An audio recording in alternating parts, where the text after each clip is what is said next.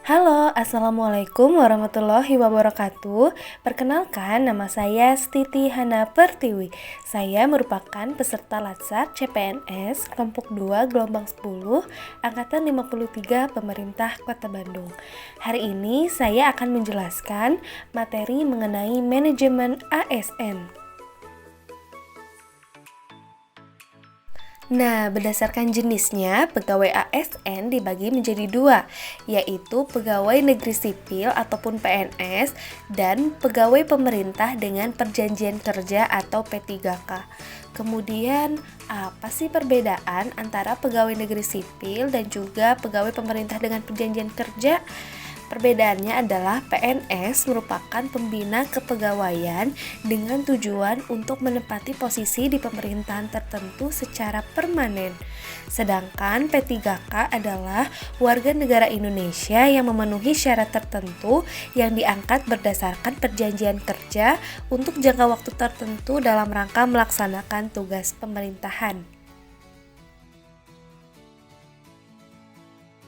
Kedudukan ASN. Pegawai ASN berkedudukan sebagai unsur aparatur negara yang menjalankan kebijakan yang ditetapkan oleh pimpinan instansi pemerintah serta harus bebas dari pengaruh dan intervensi semua golongan dan partai politik.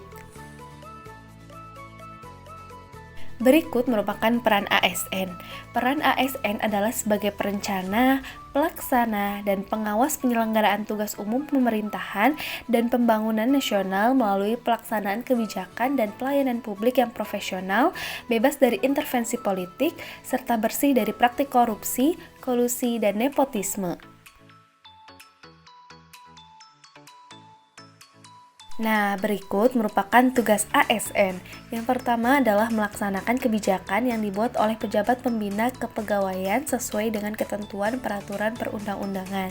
Yang kedua, memberikan layanan publik yang profesional dan juga berkualitas. Dan yang terakhir adalah mempererat persatuan dan kesatuan Negara Kesatuan Republik Indonesia.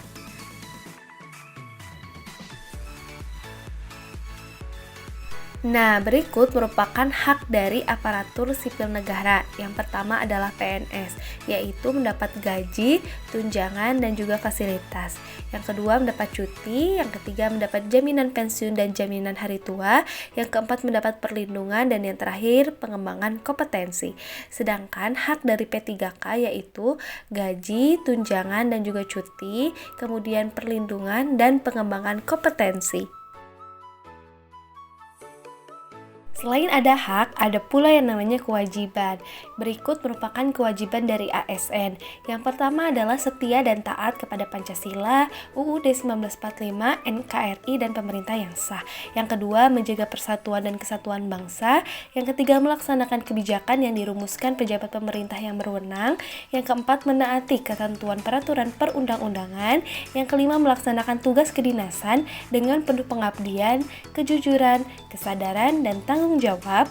Yang selanjutnya adalah menunjukkan integritas dan keteladanan dalam sikap, perilaku, ucapan, dan tindakan kepada setiap orang, baik di dalam maupun di luar kedinasan. Selanjutnya, menyimpan rahasia jabatan dan hanya dapat mengemukakan rahasia jabatan sesuai dengan ketentuan peraturan perundang-undangan. Dan yang terakhir adalah bersedia ditempatkan di seluruh wilayah Negara Kesatuan Republik Indonesia.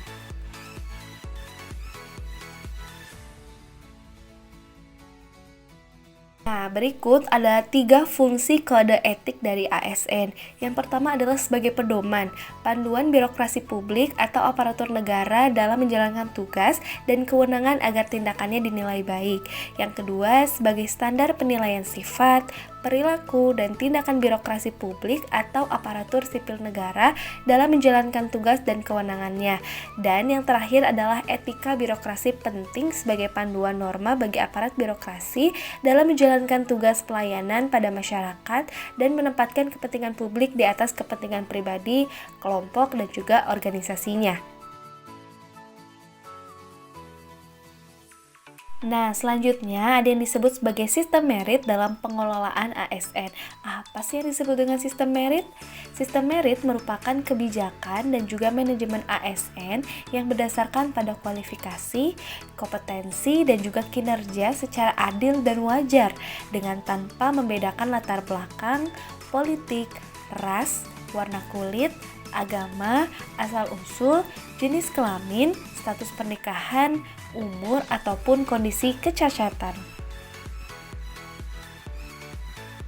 Nah, kemudian ada fungsi sistem merit dalam manajemen ASN.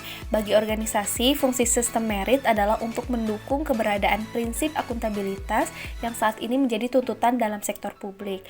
Dan bagi ASN sendiri, yaitu untuk menjamin keadilan dan juga menyediakan ruang keterbukaan dalam perjalanan karir seorang pegawai.